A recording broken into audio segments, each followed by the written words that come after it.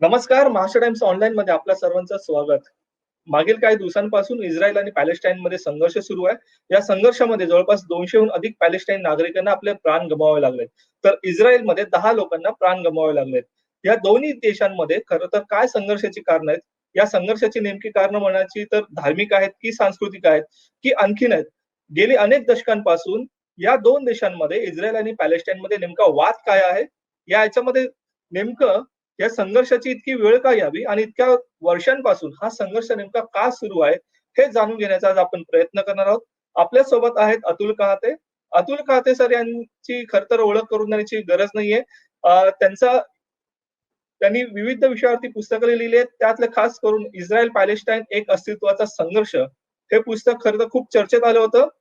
अ, त्याशिवाय अतुल काते यांनी तंत्रज्ञान, वैद्यकशास्त्र, इतिहास, व्यवस्थापन अशा विविध विषयावरती विपुल लेखन देखील केलेलं आहे.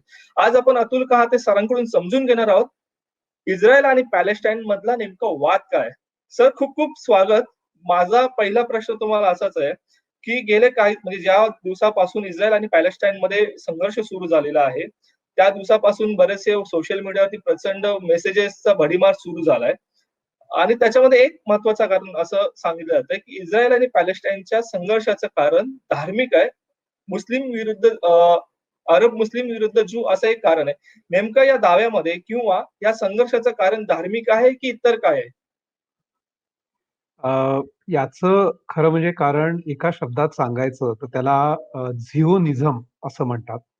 अ, याचा अगदी सोप्या शब्दातला अर्थ असा, की ज्यू लोकांना अ, अनेक देशांमध्ये वेगवेगळ्या प्रकारच्या छळाचा आणि अन्यायाचा खूप सामना करावा लागला. म्हणजे हे जे मी आत्ता म्हणतोय ते साधारण 19व्या आणि 20व्या शतकामध्ये घडलेल्या या गोष्टी आहेत. आणि त्यामुळे ज्यू लोकांच्या मनामध्ये अशी एक भावना होती, की आपला स्वतःचा एक देश असला पाहिजे. म्हणजे सर्वसाधारणपणे आपण बघितलं तर एका वंशाच्या किंवा एका धर्माच्या लोकांचा देश असणं ही जगामध्ये तशी फारशी स्वाभाविक असलेली गोष्ट असत नाही. त्याला अपवाद आहेत अर्थातच. पण सर्वसाधारणपणे आपण बघितलं तर सगळीकडे सर्वधर्म समभाव मानणारे लोक, सर्वसमावेशक धोरणं असलेले सगळे निर्णय अशा प्रकारची विचारसरणी असते. आणि ज्यू लोकांना सगळीकडून आणि खास करून युरोपमध्ये खूप मोठ्या प्रमाणावर छळाचा सामना करावा लागल्यामुळे त्याची कारणं पुन्हा आता शोधायला गेलो तर आपण ती निरनिराळी आहेत. म्हणजे हे का घडलं याच्यामागे पुन्हा वेगवेगळी कारणं आहेत. उदाहरणार्थ अनेक युरोपीय देशांमध्ये ज्यू लोक हे अतिशय घाणेरडे असतात, ते नीट राहत नाहीत, अशा प्रकारची खूप विखारी टीका केली जात होती. बऱ्याच ठिकाणी ते आपल्या नोकऱ्या घेण्यासाठी टपून बसलेले असतात किंवा तेच सगळा व्यवसाय बळकावून टाकतात. अशी टीका केली जायची आणि एकूण ज्यू लोकांना सगळीकडनं काढून टाकलं जायचं. तर याचा परिणाम असा झाला, की ज्यू लोकांनी एकत्र यावं आणि आपला स्वतःचा एक देश उभा करावा, एक भूमी असावी आणि ती हं, आपली हं. मायभूमी ठरेल असं म्हणून ही झिओनिझमची संकल्पना निघाली आणि त्यातून इस्रायल या राष्ट्राची निर्मिती 1948 साली झाली. ती अर्थातच खूपच अन्यायकारी पद्धतीने झाली, असा इतिहास आहे. पण ती एकदा झाल्यानंतर तिथल्या मूळच्या पॅलेस्टिनी अरब लोकांना म्हणजे जे लोक तिथे साधारण 1200 वर्ष होते असा इतिहास आहे. त्या हं, हं. लोकांना तिथून बेदखल करण्यात आलं आणि तिथपासून आत्तापर्यंत सगळ्या पाश्चिमात्य राष्ट्रांनी खास करून अमेरिका आणि युरोप या देशांनी सातत्याने इस्राईलला पाठिंबा दिलेला असल्यामुळे हा संघर्ष कधीही मिटलेला नाहीये आणि उलट तो वाढत गेलेला आहे. फक्त एक आता असं घडलंय, की इस्राईलचं पारडं इतकं जड आहे, की पॅलेस्टाईनला ते कुठल्याही क्षणी चिरडून टाकू शकतात. नव्हे ते चिरडतात सुद्धा. फक्त आंतरराष्ट्रीय दबावामुळे ते पूर्ण नष्ट होऊ शकत नाही एवढाच त्यामधला भाग आहे. सर तुम्ही आता जे विश्लेषण करता सांगितलं, की अन्यायकारक पद्धतीनं इस्रायल आणि पॅलेस्टाईनची वाटणी झाली, फाळणी झाली. नेमकं काय झालं असावं, की जेणेकरून म्हणजे एकंदरीत जो सूर आहे, जो पॅलेस्टाईनवादी भारतातले असो किंवा जगातले इतर कोणीही असो, ते सर्व म्हणतात, की हे चुकीचं घडलंय किंवा हे चुकीच्या पद्धतीनं सगळं झालंय. तुम्ही देखील आता म्हणाल, की अन्यायकारक पद्धतीने ही पाळणी झाली. नेमकं काय झालं? म्हणजे अन्यायकारक आहे शब्द आपण का म्हणतो त्यासाठी? जर का आपण निव्वळ आकडेवारीचा विचार केला, तर 1922 साली त्या पॅलेस्टिनी भूमीमधलं एकूण नागरिकांचं जर हं, आपण प्रमाण बघितलं, तर त्याच्यामध्ये 8 पट हे अरब पॅलेस्टिनी लोक होते आणि 1% त्यातला 1 पट हे एवढे फक्त ज्यू लोक होते. म्हणजे एवढ्या प्रमाणावर आपण जवळपास म्हणू की एक 80-85% लोक हे पॅलेस्टिनी अरब होते आणि जेमतेम 10 ते 15% लोक हे ज्यू वंशाचे होते आणि असं असताना त्या ठिकाणच्या हं, सगळ्या अरब लोकांना हुसकावून लावणं आणि तिथे ज्यू लोकांच्या वस्त्या उभ्या करणं, हा त्यामधला अतिशय अन्यायाचा भाग आहे. दुसरा मुद्दा असा, की एकदा हे करून झाल्यानंतर सुद्धा इस्रायलची भूक संपली नाही, थांबली नाही. त्याच्यानंतर उरलेल्या भागांमध्ये सुद्धा पॅलेस्टिनी लोक जिथे कुठे राहत होते, आपला जीव वाचवून कसाबसा तग धरून, तिथून सुद्धा त्यांना हुसकावून लावण्यात आलं आणि तिथे सुद्धा मोठ्या प्रमाणावर ज्यू लोकांच्या वस्त्या निर्माण केल्या गेल्या आणि असं सांगितलं गेलं, की उलट ज्यू लोकांवरच पॅलेस्टिनी लोक हे आक्रमण करतात, हल्ले करतात. हं, आणि हं. ही म्हणजे एकूण इस्रायलच्या खोटेपणाची ही परिसीमा होती आणि याचे अनेक आंतरराष्ट्रीय दाखले याच्यामध्ये आहेत. आणि हे सगळं झाकून टाकण्यासाठी इस्रायलनी अतिशय एक कूटनीती अशी आखली किंवा रचली, की या संदर्भातले जे सगळे इतिहास पॅलेस्टिनी आणि इतर अरब लोकांनी लिहून ठेवलेले होते, ते सगळे इतिहास पूर्णपणे दडपून टाकण्यात आले. आणि त्यासाठीचं जे पॅलेस्टिनी लोकांचं केंद्र होतं, ते केंद्र 1982 साली इस्रायलनी बॉम्ब टाकून उद्ध्वस्त केलं. तर अशा रीतीने इतिहास बदलण्याचा हा प्रकार आहे. सर आता जसं पाहिलं तर खरं म्हणजे हा मूळ निवासी खरं म्हणजे शब्द नाही वापरता, पण मूळ निवासी जे मूळचे लोक आहेत ते आणि तेथे कितीतरी म्हणजे अनेक शतकांपूर्वी राहत असलेले जीव अशा दोघांमधला संघर्ष आहे. परंतु आता ज्या पद्धतीनं आपण 48 नंतरची जर परिस्थिती पाहिली, तर इस्रायल आणि पॅलेस्टाईनचा संघर्ष ज्यावेळेस उभा राहतो किंवा दोन्ही बाजूनी आक्रमक भूमिका घेतली जाते, त्यावेळेस एक चित्र असं साधारणपणे रंगवलं जातं किंवा दिसून येतं, की इस्रायल विरुद्ध किंवा एक ज्यू देश हा बाकीच्या मुस्लिम देशांच्या विरोधात लढतोय किंवा इतर जे इस्रायलच्या शेजारचे जे अरब देश आहेत, अर्थात ते मुस्लिम धर्मीय, इस्लाम धर्मीय आहेत आणि त्यांच्या मध्ये हा इस्रायल कसा एक प्रकारे तोंड देतोय आणि त्याच्यामध्ये 5 देशांना इस्रायलने हरवलंय असं देखील म्हटलं जातं आणि ती त्यावेळेस हा इतिहास देखील आहे. नेमकं हे जे असं चित्र किंवा स्वरूप दिसतं, याचं कारण काय असू शकतं? याचं कारण असं आहे, की अशा प्रकारे ही मांडणी केली, की ती खूप सोपी असते आणि लोकांच्या गळ्यामध्ये उतरवायला आणि असा प्रचार करायला ती खूप फायदेशीर ठरते. हे अमेरिकेला माहिती आहे आणि म्हणून अशा प्रकारची ही मांडणी केली जाते. त्यामधली थोडी सत्यता आपण पडताळून बघितली, तर मुळात हे आजूबाजूचे देश आपण मुस्लिम देश जरी म्हणत असलो, तरी मुस्लिम धर्मामधल्या ज्या अनेक छटा आहेत, तर त्यामधले हे अरब देश आहेत. म्हणजे आपल्याला माहिती आहे, की अरब आणि अरबेतर मुस्लिमांमधला संघर्ष हा पुन्हा पराकोटीचा आहे. म्हणजे इराण आणि इराक यांच्यामधला संघर्ष किती भीषण आणि भयंकर आहे याची आपल्याला कल्पना आहे. तर इथे अगदी. सुद्धा इस्रायलच्या आजूबाजूचे जे मुस्लिम देश आहेत असं म्हटलं जातं, त्यात हे हं, सगळे देश हे अरब देश आहेत. म्हणजे इजिप्त म्हणू आपण किंवा पूर्वीच्या काळापर्यंत सिरियाचा खूप पाठिंबा होता पॅलेस्टिनी लोकांना. त्यानंतर इराकचा होता.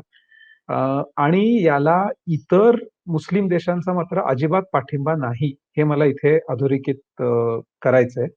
आणि याचं कारणही पुन्हा अमेरिका आणि शीतयुद्ध आणि एकूण सगळ्या युरोपीय देशांचं राजकारण हे आहे. म्हणजे उदाहरणार्थ सौदी अरेबिया हा तेलाने समृद्ध असलेला देश, पण त्यांनी अजिबात पॅलेस्टिनी लोकांना मदत करू नये, यासाठीचा दबाव हा सातत्याने अमेरिकेकडनं टाकला जातो. किंवा इराण आणि इराक यांच्यामधला संघर्ष वाढत राहील याची खूप मोठ्या प्रमाणावर जबाबदारीच आपण म्हणू अमेरिकेने उचललेली होती. त्यामुळे इराक हा कुठेतरी लढत राहिला पाहिजे आणि तो पुन्हा पॅलेस्टिनी लोकांच्या बाजूने उभा राहता कामा नये. इजिप्त या देशाची एकूण सगळ्या बाजूने आर्थिक कोंडी करण्याचा बराच प्रयत्न अमेरिकेने सातत्याने केला.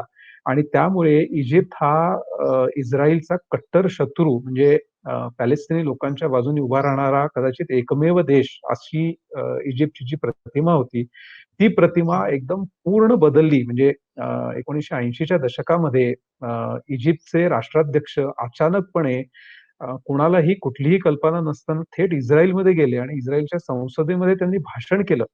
आणि ही घटना म्हणजे इतकी अभूतपूर्व होती, की त्यामुळे इजिप्त हा जो एकमेव देश पॅलेस्टिनी लोकांच्या बाजूनी उभा राहील अशी आशा होती, ती संपली हं, हं. आणि इजिप्त सुद्धा पूर्णपणे अमेरिका आणि इस्रायलच्या कह्यामध्ये आला.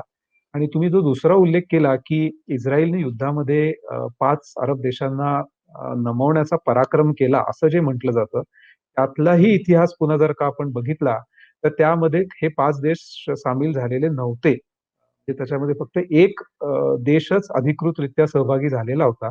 इतर देश त्याच्यामध्ये अधिकृतरित्या सहभागी झालेले नव्हते किंवा अर्धवट प्रकारे ते सहभागी झालेले होते आणि याच्यासाठी पुन्हा अमेरिकेनी थेट त्यानंतर संयुक्त राष्ट्र संघाच्या वतीने आणि ब्रिटिशांच्या वतीने या देशांवर दबाव टाकलेला होता आणि म्हणून हे देश या युद्धामध्ये आलेले नव्हते. इस्रायल आणि पॅलेस्टाईनचा जो संघर्ष आपण थोडक्यात जो समजून घेत आहोत, तर ह्यासाठी पाश्चिमात्य देश जबाबदार आहेत असं म्हणावं लागेल का? म्हणजे विशेषतः ब्रिटन आणि अमेरिका कारण वसाहतवादी जे धोरण होतं ब्रिटनचं, त्यानंतर त्यांचं तिकडून निघणं आणि मग पुन्हा अमेरिकेचा हस्तक्षेप वाढणं, ते पाश्चिमात्य देशांचं मोठी भूमिका या संघर्षामध्ये? मला असं वाटतं जवळपास 100% याचा दोष या देशांवर आहे. याच्यासाठी 2 कायदे किंवा करार हे 20व्या शतकाच्या सुरुवातीला करण्यात आले. एक हं, हं. त्याच्यामधला करार जो आहे तो साइक्स-पिको करार असं त्याचं नाव आहे. म्हणजे अक्षर आता आपल्याला कदाचित हे ऐकून आपला विश्वास बसणार नाही. पण महायुद्धानंतर, पहिल्या महायुद्धानंतर अ, एकूण सगळ्या जगावर जिथे-जिथे त्या युरोपीय देशांच्या वसाहती होत्या, तर त्या हं, हं. वसाहतींपैकी कुठल्या देशांवर इंग्लंडचं वर्चस्व असेल आणि कुठल्यावर फ्रान्सचं वर्चस्व असेल, असं त्यांना ठरवायचं होतं. तर त्यांनी हं, हं. जवळपास कुठलाही विचार न करता अक्षरशः एक नकाशा घेतला आणि त्या नकाशावर अशी रेघ काढली आणि त्या रेघेच्या इकडचे देश इंग्लंडचे आणि पलीकडचे देश फ्रान्सचे. अशी म्हणजे आपल्याला धक्का बसेल अशा प्रकारचा हा करार झाला साइक्स-पिको करार. आणि दुसरं एक हं, हं. बॅलफोर डिक्लरेशन नावाचा अतिशय विचित्र प्रकार म्हणजे बॅलफोर जे होते, ऑर्थर बॅलफोर, तर हे ब्रिटिशांचे परराष्ट्र मंत्री होते आणि त्यांच्यावर सातत्याने ज्यू लोकांचा खूप दबाव येत होता. म्हणजे त्याचं काय झालं, की पहिल्या महायुद्धामध्ये इंग्लंडला शस्त्रास्त्रांची निर्मिती अर्थातच मोठ्या प्रमाणावर करावी लागत होती आणि त्यावेळेला त्यांना ॲसिटोन नावाच्या एका रसायनाची खूप गरज भासत होती. आणि ही गोष्ट हं. एका इंग्लंडमधल्या अतिशय हुशार वाईझमन नावाच्या ज्यू माणसाच्या लक्षात आली आणि त्यांनी ते ॲसिटोन बनवण्यासाठीची खूप धडपड केली. काय-काय खूप प्रकार करून ते ॲसिटोन तो ब्रिटिश लष्कराला पुरवायला लागला. आणि हं, त्यामुळे हं. खुश होऊन त्यांनी या बॅलफोर हे जे ब्रिटिश परराष्ट्र मंत्री होते, त्यांच्याकडनं एक पत्र लिहून घेतलं आणि त्या पत्रामध्ये हं. असं म्हटलं गेलं, की ब्रिटिश राणीची आणि ब्रिटिश एकूण सरकारची इच्छा अशी आहे, की पॅलेस्टिनी भूमीमध्ये ज्यू लोकांना राहण्यासाठीची जागा मिळावी. आणि त्यातली भाषा ही इतकी संदिग्ध होती, इतकी अस्पष्ट होती, की त्याच्यामधून तिथून पॅलेस्टिनी लोकांना हुसकावून लावावं असंही म्हटलेलं नव्हतं. ज्यू लोकांना तिथे राज्य आपलं स्थापन करता यावं असंही म्हटलेलं होतं. ते नेमकं काय करायचंय हे काहीही त्याच्यात म्हटलेलं नव्हतं. पण या पत्राचा आधार घेऊन ब्रिटिशांची जणू याला संमती आहे आणि त्यावेळेला ब्रिटन हे अर्थातच जगातलं सगळ्यात ताकदवान राष्ट्र मानलं जात होतं. याचा आधार घेऊन या वाईझमननी ती झिओनिस्ट चळवळ खूप वेगाने पुढे नेली. ब्रिटिशांवर दबाव टाकला, की तुम्ही पॅलेस्टिनी लोकांना तिथून बाहेर काढा आणि तशा हालचाली ब्रिटिशांनी सुरू केल्या. त्याचं कारण पुन्हा असं होतं, की पहिल्या मुळे इंग्लंड हे इतकं जर्जर होत चाललेलं होतं. त्याच्यातच दुसऱ्या महायुद्धाचं सावट काही वर्षांनी लगेच दिसायला लागलेलं होतं. त्यामुळे पॅलेस्टिनी भूमीमधला अ, इंग्रजांचा सगळा जो रस होता, म्हणजे त्यांचंच तिथे त्यांचीच वसाहत होती, तो सगळा संपत चाललेला होता. आणि त्यांना हं, नवीन हं. कटकट तर ते म्हणाले, की "ठीक आहे, ज्यू लोकांची इथे वसाहत निर्माण करा. पॅलेस्टिनी लोकांचं उच्चाटन करून टाकूया आपण आणि अशा प्रकारे ते होत गेलं. एक म्हणजे थोडं टप्प्याटप्प्याने आपण आलो आहोत, की इस्रायल आणि हे सगळं पॅलेस्टाईनच्या संघर्षाची मुळं थोडीशी दिसतात. मला एक वेगळा थोडासा प्रश्नही जाणून घ्यायचं होतं तुमच्याकडून. एक तर भारताने 2 दिवसापूर्वी संयुक्त राष्ट्र सुरक्षा परिषदेमध्ये पॅलेस्टाईनच्या न्याय्य मागण्यांना आमचा पाठिंबा असं म्हटलं. त्याच वेळेस हिंसाचाराचाही निषेध केला आणि दोन्ही देशांना शांततेचं आवाहन केलं. आता त्याच वेळेस आपल्या देशामध्ये भारतातही 2 गट दिसून आले होते, की नेमके एक तर इस्रायलच्या पाठिंब्यासाठी होता आणि एक तर पॅलेस्टाईन च्या बाजूने होता आणि तो मानवीय भूमिकेतून वगैरे सगळं पाठिंबा देत होता. नेमकं भारताचा याकडे पाहण्याचा दृष्टिकोन कसा होता पॅलेस्टाईनच्या भूमीवर? माझ्या माहितीप्रमाणे ज्यावेळेस देश स्वतंत्र झाला त्यावेळेस आपण इस्रायलला देखील 48 नंतर काही वर्ष मान्यता दिली नव्हती. नेमकी भारताची भूमिका या सगळ्याच्यामध्ये काय आहे? आणि बदललेल्या एकंदरीत या सगळ्या परिस्थितीमध्ये अजून पुढे काय भूमिका असावी असं वाटतं?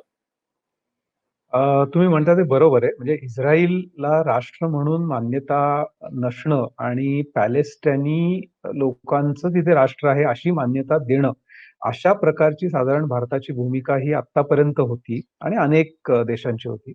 पण इस्राईलनी आपल्या ताकदीच्या जोरावर आणि काही बाबतीमध्ये इस्राईलचं कौतुक केलं पाहिजे याच्यात वादच नाही. म्हणजे ज्या प्रकारे त्यांनी अतिशय मर्यादित संसाधनं असून सुद्धा सगळ्या क्षेत्रांमध्ये मोठ्या प्रमाणावर भरारी मारलेली आहे, हे कोणीही नाकारणार नाही. पण हं, त्या हं. सगळ्यामुळे इस्राईलची एक प्रचंड मोठी लॉबी ही अमेरिकी व्यवसाय क्षेत्रात आहे असं मानलं जातं आणि त्याचे हं, अनेक दाखले सुद्धा आहेत. तर त्यामुळे अमेरिकी राजकारणावर इस्राईलचा खूप मोठा पगडा असतो आणि उदाहरणार्थ डोनाल्ड ट्रम्प दुर्दैवाने जे अमेरिकेचे राष्ट्रपती होते, त्यांचे जावई सुद्धा इस्राईलमध्ये खूप मोठा पगडा असलेले असे होते आणि त्यामुळे थेट इस्राईलला मदत होईल असे बेधडक निर्णय हे डोनाल्ड ट्रम्पनी सुद्धा अनेक वेळा घेतले. अ, हं, हं. तर याचे पडसाद हे आपोआपच इतर देशांमध्ये उमटायला लागतात आणि एकूण जागतिक राजकारणाची दिशा आपण बघितली तर गेल्या 5-10 वर्षांमध्ये जी साधारण मध्यम मार्गाकडून उजव्या आणि काही वेळेला अति कट्टर उजव्या अशा विचारसरणीकडे झुकलेली आहे.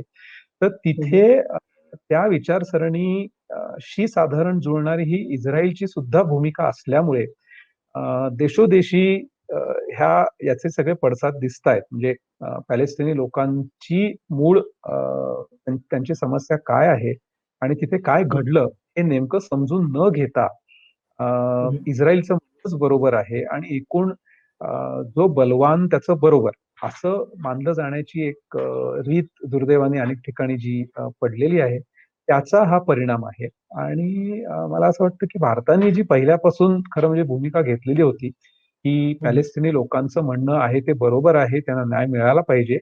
पण आता प्राप्त परिस्थितीमध्ये इस्राईल हे समजा सगळ्या संयुक्त राष्ट्रसंघाने आणि इतर ठिकाणी मान्य झालेलं असेल, तर आमचे त्यांच्याशी सुद्धा जेवढे आंतरराष्ट्रीय संबंध असतील, व्यापारी संबंध ठेवायचे असतील, तेवढे आम्ही नक्कीच ठेवू.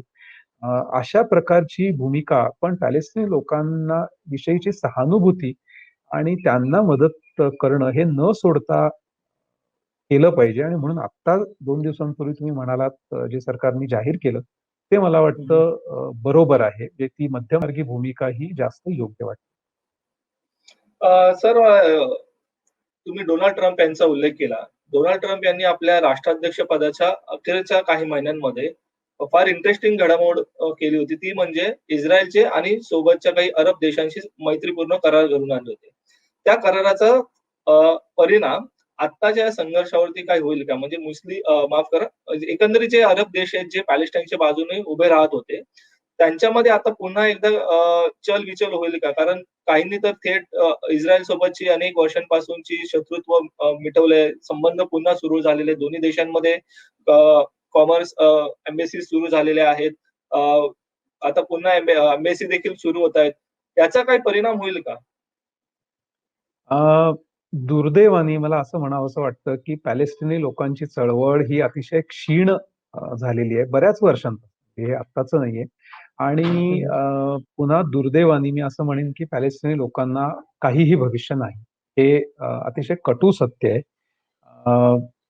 पॅलेस्टिनी लोकांच्या बाजूनी उभे राहू शकणारे जे देश आहेत, ते देश स्वतःच एकतर खिळखिळे झालेले आहेत. म्हणजे अरब स्प्रिंग आणि जो सगळा प्रकार त्या मध्य पूर्व आशियामध्ये घडला, काही प्रमाणात यशस्वी ठरला, काही प्रमाणात तो उलटला पुन्हा आणि मूळ स्थितीतच सगळे देश आले. पण हे सगळं होत असताना ते सगळे देश खूप खिळखिळे झाले. म्हणजे इजिप्तची अवस्था ही लष्करशाहीकडे गेली.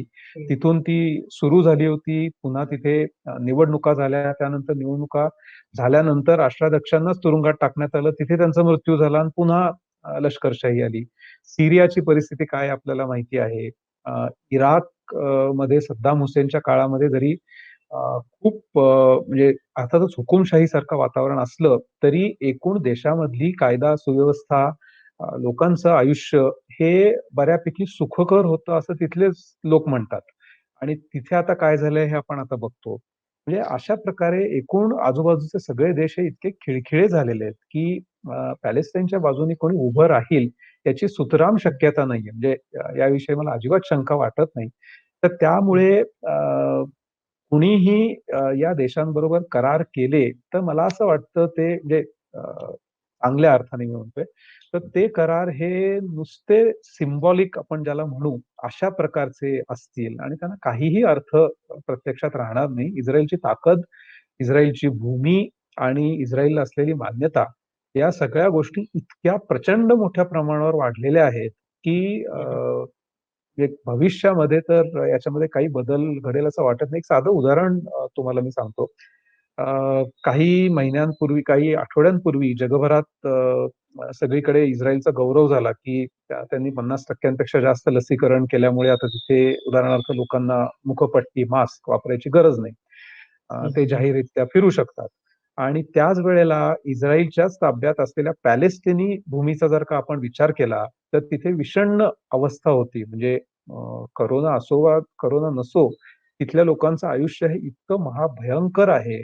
शिक्षण, आरोग्य, दैनंदिन खाणं-पिणं, कुठल्याही प्रकारचा आनंद माणसाच्या आयुष्यात जो असतो, हे यातलं तिथे काहीही नाहीये. आणि सतत एक अनामिक भीती, सतत चौकशी होणं, कुठल्याही क्षणी आपल्याला हुसकावून लावलं जाणं, अ, कायम हिंसाचार, अशा छायेमध्ये हे लोक राहतात. कित्येक त्यातले लोक दगावतात आणि हे चित्र आणि शेजारी अतिशय संपन्न असलेला इस्रायल हे मला वाटतं जगात लोकांना विचार करायला भाग पाडणारं खरं म्हणजे असलं पाहिजे, पण दुर्दैवाने तसं होत नाही. आणि हं, उलट आणखीन इस्रायलचंच बरोबर कसं आहे आणि त्यांनी पॅलेस्टिनी लोकांना धडा शिकवला पाहिजे, अशी भूमिका मांडली. एक वेगळा प्रश्न मला असा म्हणायचा आहे, की खरं म्हणजे जागतिक राजकारण सरळ मार्गी कधीच नसतं. ते एक सरळ रेषेचं नसतं. खूप गुंतागुंत आणि क्लिष्ट असतं. सध्या जर पाहिलं, की 2 महासत्ता समोरासमोर दिसतात. एक म्हणजे चीन आणि अमेरिका असे 2 संघर्ष सुरू आहेत. तो व्यापार कराराच्या निमित्तानं उफाळून येतो किंवा कोरोना संसर्गाच्या निमित्तानं उफाळून येत असतो. ट्रम्प नंतर बायडन आले. त्यानंतरही आता सुप्त संघर्ष सुरू आहे. अशा वेळेमध्ये अगदी काल परवा पण संयुक्त राष्ट्राच्या सुरक्षा समितीमध्ये चीनने पॅलेस्टाईनच्या बाजूने ठरवलं, की इस्रायलची निंदा करावी म्हणून. अशा वेळेस चीनची भूमिका निर्णायक ठरू शकते का? कारण अ, चीनने बऱ्याच देशांमध्ये मोठ्या प्रमाणात गुंतवणूक केलेली आहे. मोठ्या प्रमाणात आर्थिक रित्या खूप सारी मदत देखील केलेली आहे. अशा वेळेस जी अमेरिका स्ट्रॅटेजी वापरायची तशीच चीन देखील वापरतोय. मग अशा वेळेस नेमकं काय असू शकतं? म्हणजे चीनचा यांना फायदा होऊ शकतो का? किंवा चीनची भूमिका या क्षणाला जागतिक पटलावरती खूप महत्त्वाची ठरू शकते का? इथे खरं म्हणजे मला असं म्हणावसं वाटतं, की चीन हा भारताचा देखील खूप मोठा शत्रू सध्या मानला जात असला, तरी या बाबतीमध्ये चीनचं आपण थोडंसं कौतुक केलं पाहिजे, की इतर सगळे देश हे एकांगी भूमिका घेत असताना भारताने तसं नाही केलेलं. भारताने योग्य भूमिका घेतलेली आहे. पण इतर मोठमोठे देश हे खरं म्हणजे इतिहासाच्या दृष्टीने अतिशय चुकीची भूमिका घेत असताना चीननी मात्र त्याला छेद दिलेला आहे, त्याला विरोध केलेला आहे. आणि तुम्ही म्हणता तसं भविष्यात यात थोड्या घडामोडी, थोडे बदल होऊ शकतात. एकूण राजकारणाची दिशा कशी जाते, अर्थकारणाची दिशा कशी इथून पुढे होते, कोरोना आणि त्याच्यानंतर आणखीन काही भयानक विषाणू, जीवाणू खरोखरच येतात का? चीन अमेरिकेला मागे टाकू शकतं का? आणि चीनविषयी सगळ्या जगात विश्वास निर्माण होऊ शकतो का? कारण अमेरिकेबद्दल जसा जगामध्ये एक मोठ्या प्रमाणावर विश्वास आहे. म्हणजे अमेरिकेवर टीका प्रचंड होते आणि ती केलीही पाहिजे. पण ही सगळी केल्यानंतर अमेरिका ही अशीच आहे आणि हे हं, हं. आपण उघडपणे म्हणू शकतो. पण चीनच्या हं. बाबतीत काहीच बोलता येत नाही. कारण तिथे नेमकं काय चाललेलं आहे कोणालाच माहीत नसतं. अशी विश्वासार्हता ही चीनच्या बाबतीत नाहीये. ती येऊ शकली तर कदाचित या प्रश्नाला थोडं वेगळं वळण मिळू शकेल. एक शेवटचा प्रश्न. खरं म्हणजे जो संघर्ष पुन्हा सुरू झालाय तो जेरुसलेमच्या मशीद आणि बाकी या सगळ्या ह्याच्यावरून झालेला आहे. जेरुसलेमवरचा दावा इस्रायली सोडत नाहीये, पॅलेस्टाईनही सोडत नाहीये. खरं म्हणजे ते आंतरराष्ट्रीय शहर असावं असं 48 चा संयुक्त राष्ट्राचा ठराव म्हणतोय. आता जे सध्या इस्रायलची आक्रमक नीती जर पाहिली, तर ते जेरुसलेमवरती ताबा मिळवण्याचा प्रयत्न करतात पूर्णपणे. तर मग अशा स्थितीत जर समजा उद्या जेरुसलेमवरती इस्रायलने पूर्णपणे ताबा मिळवला, तर महायुद्धाकडे वाटचाल होऊ शकते का? अ, खरं म्हणजे इस्रायलनी जेरुसलेमवर जवळपास ताबा मिळवल्यासारखाच आहे. म्हणजे डोनाल्ड ट्रम्पनी अचानकपणे अशीच एक घोषणा केलेली होती, की इस्रायलची आता हं, दुसरी राजधानी ही जेरुसलेम असेल. आणि हा इतका महाभयंकर मोठा निर्णय आहे. कारण जेरुसलेम हे शहर हे ख्रिश्चन, ज्यू आणि मुस्लिम अशा 3 मोठ्या धर्मीय लोकांसाठीचं पवित्र स्थळ, उगमस्थान मानलं जातं. आणि अशा प्रकारच्या अतिशय गुंतागुंत, क्लिष्ट आणि भावनिक दृष्ट्या आणि ऐतिहासिकदृष्ट्या महत्त्व असलेल्या ठिकाणी अचानकपणे अशी उथळ घोषणा करून डोनाल्ड ट्रम्पनी इस्रायलच्या हातात अक्षरशः पोलीत दिलेलं होतं. आणि हं, त्याचा हं. पुरेपूर फायदा इस्रायलने उठवला. म्हणजे अर्थात त्यांनी ट्रम्पकडून हे वधवून घेतलं याच्यात कोणाला काही शंका नाहीये. पण त्याचा फायदा उठवल्यामुळे इस्रायलची तिथे जवळपास निरंकुश सत्ता आहे. फक्त आंतरराष्ट्रीय स्तरावर अगदी फारच जोरदार टीका होऊ नये किंवा त्याचे कुठे आणखीन पडसाद उमटू नयेत यासाठी फक्त जुजबी प्रयत्न इस्रायलकडनं असे केले जातात दाखवण्यासाठी, की इथे आम्ही काही निर्माण केलेलं नाहीये आणि पॅलेस्टिनी लोकांना सुद्धा इथे स्थान आहे. पण तुम्ही बघितलं तर तिथे सतत तुम्हाला इस्रायली सैनिक हे बंदुका हातात घेऊन आणि सगळीकडे टेहळणी करताना खूप मोठ्या प्रमाणावर चौकशा होत असतात. असंच दृश्य दिसतं. यातून महायुद्धाकडे वगैरे वाटचाल होईल असं मला वाटत नाही. कारण बहुतेक सगळ्या देशांनी पॅलेस्टाईन विषयीची आशा ही केव्हाच सोडून दिलेली आहे. त्यांनी आपली भूमिका बदललेली आहे. रशिया आणि पूर्वीचं सोव्हिएत युनियन यांना काही प्रमाणात पॅलेस्टाईनविषयी बराच कळवळा होता. आणि एकूणच पंडित नेहरूंच्या काळात हे जे सगळे ज्याला आपण त्रयस्थ देश म्हणायचो म्हणजे थर्ड वर्ल्ड कंट्रीज ती सगळी हं, हं. संकल्पना केव्हाच संपलेली आहे.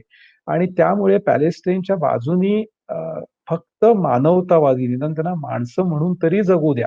एवढ्या प्रयत्नांपुढे फारसं काही होईल असं मला वाटत नाही आणि अमेरिका आणि इस्रायल यांची अतिशय महाबलाढ्य ताकद बघता यातून काही निष्पन्न होईल अशी चिन्ह नाही. खूप-खूप धन्यवाद सर. तुम्ही अतिशय मोजक्या आणि सोप्या भाषेमध्ये हा इतक्या वर्षाचा संघर्ष उलगडून सांगितलाय. खूप साऱ्या काही नवीन गोष्टी आपल्या वाचकांना आणि प्रेक्षकांना कळाल्या असतील. तुमचा पुन्हा एकदा खूप-खूप आभार. ताजे अपडेट्स पाहण्यासाठी लॉग इन करा महाराष्ट्रटाइम्स.com आणि हो आम्हाला Facebook पेजवर फॉलो करा आणि आम्ही Twitterवरती देखील आहोत. तिथे आम्हाला फॉलो करा. धन्यवाद. महाराष्ट्र टाइम्सचं यूट्यूब चॅनल सबस्क्राईब करा आणि लेटेस्ट अपडेटसाठी बेल आयकॉनवर क्लिक करा.